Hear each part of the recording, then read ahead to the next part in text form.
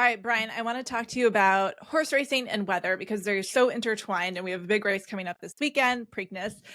So can you tell me, first of all, how weather factors into horse racing? Because from what I understand, it's like rain can actually be beneficial for some horses. Yeah, for some horses, for sure. And the Kentucky Derby winner, Mystic Dan, who's now going to be the favorite in the Preakness as he tries to go for a triple crown or keep that dream alive. He's got a really big race earlier this year in Arkansas over a wet racetrack. So the connections of Mystic Dan and certainly the betting public, they will not be disappointed if it rains because, you know, theoretically it's going to move their horse up because he's already handled an off track before, whereas some of the other horses entered have not really had to deal with that before. And each track is different, certainly, and none of these horses have run at Pimlico before, but it's just kind of another feather in your cap if you've shown you can handle it. And not only that, his best race, I know he was awesome in the Derby, but his best race really was off over a muddy off track. Okay, so he's a mutter. Yeah. What defines that, and why does that exist? I don't really know if anything defines it, Emily. Some people think breeding helps and that kind of thing, and it certainly could. But at the end of the day, you've got to run over it and show you can handle it because some horses just love it and some horses just hate it. Maybe it's got something to do with their hooves and how they drive into the racetrack. But some horses have shown an affinity for it. Others have just not liked wet off racetracks at all. And, as a gambler, all the people that are going to be at Pimlico on Saturday, it just kind of throws another little monkey wrench into the situation if indeed the rains come. How do track conditions differ between Kentucky Derby and the Preakness? What's different there environmentally? The Preakness, okay, the Kentucky Derby is 1.25 miles. The Preakness is 1.316 miles, so it's a little bit shorter. The Kentucky Derby traditionally always has 20 horses in the race, and the old adage is the best horse doesn't win the Derby; it's the luckiest horse. Or a lot of horses can get into trouble when you're talking about 20 horses. No horse has ever dealt with those set of circumstances, and you're talking 180,000 people, and it's just um, hell bent kind of running when the gates open. The Preakness, while there'll still be well over 100,000 people there, well, this year there's 8 horses, so things are tempered a little bit. It's more of we'll call it truer traditional race where racing luck is really not going to be that big of a deal. And the Preakness, if it was a full field, there'd be 14 horses and not 20. So you can kind of just, it's just very logical that if you have 20 horses, the odds of maybe getting into trouble or finding traffic are a lot more likely than as of this year, there's 8 horses. And you can kind of just assume or hope that the best horse is going to end up winning the Preakness on Saturday. Okay, so what other weather have you seen influence horse racing? Obviously, heat and cold are going to play a role, right? Yeah, there's no doubt about it. I mean, we're down here in South Florida, and of course, the safety of the horse always comes first.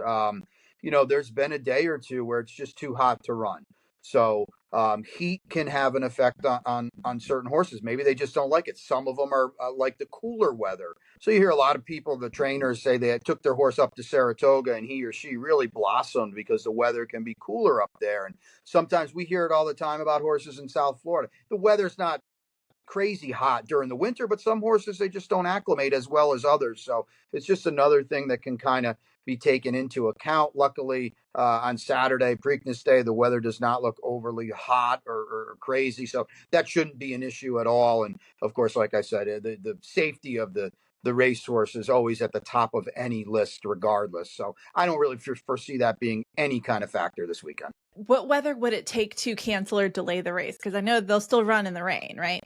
Yeah, the year American Pharaoh, who won the Triple Crown and broke the long streak, that was 2015.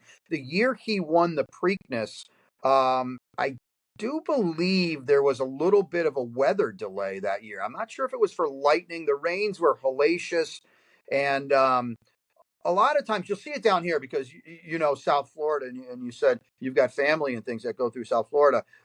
Sometimes we'll have like a brief delay in that we'll keep the horses in the paddock under cover until the rain blows through so quickly down here at Gulfstream Park in South Florida that it can be literally 2 minutes later, it's going to be sunny out. So you can see that happen every now and again. Um, a cancellation would be extremely, like almost legendarily rare. That's just not going to happen unless the racetrack, because of the rain, is untenable. But the grounds crews and things like that do a phenomenal job. You might see a delay, but like you said, they're going to run through the rain.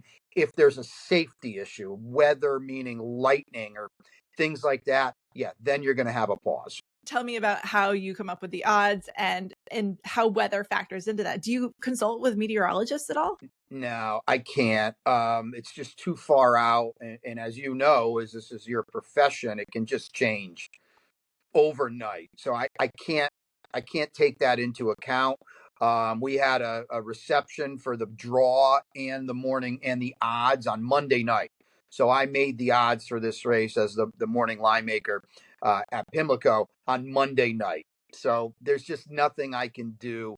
If the National Weather Service said there's going to be a wild storm and it's coming and it's going to be 3 or 4 days, just maybe I might factor it in, but I can't. The betting public will figure that out as it comes. As far as setting the odds, it's just kind of everything kind of goes in. It's like a golf bag, and you got 14 clubs, and everything kind of goes into it. Before this, the scratch of Muth, he was the morning line favorite, and he was going to be favored in this race, even though he didn't run in the Kentucky Derby, even though Mystic Dan won the Kentucky Derby. Muth was going to be favored in this race. His trainer, Bob Baffert, has won 8 Preaknesses, and he still has a horse in the race who I've now adjusted and will very likely be the second choice in the race. So speed figures and connections and trainers and jockeys and what have you done lately all kind of just gets thrown together, and hopefully I'll come up with the only goal of the morning line. And I think people sometimes lose track of this or lose sight of it or don't realize it. The only goal is to predict what the betting public will do. It's not what I think is going to happen. It's not who I think will win. The only goal of the morning line is to predict what the actual betting public, and when I say that, that's everybody that's betting on this race, who they're going to make the favorite and what the odds are of all the horses and they're going to be. Gotcha. Okay, that makes more sense. But, if it does happen to rain, the odds are going to be in Mystic Dan's favor, right? Yeah, there's no doubt about it. 100%.